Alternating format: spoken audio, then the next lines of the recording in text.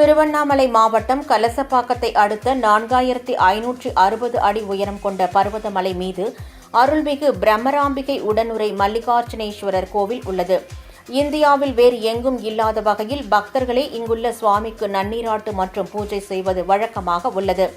இதனால் நாள்தோறும் ஏராளமான பக்தர்கள் மலை மீது ஏறி சென்று சுவாமி தரிசனம் செய்து வந்தனர்.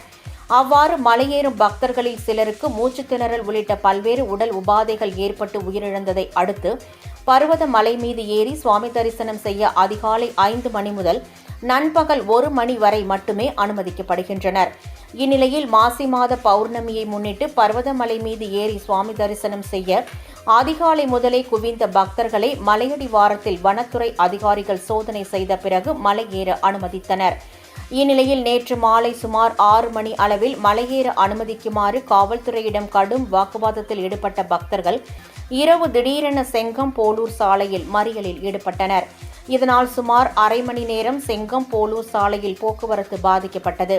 பின்னர் கடலாடி காவல்துறையினரின் சமரச பேச்சுவார்த்தைக்கு பிறகு பக்தர்கள் கலைந்து சென்றனர்.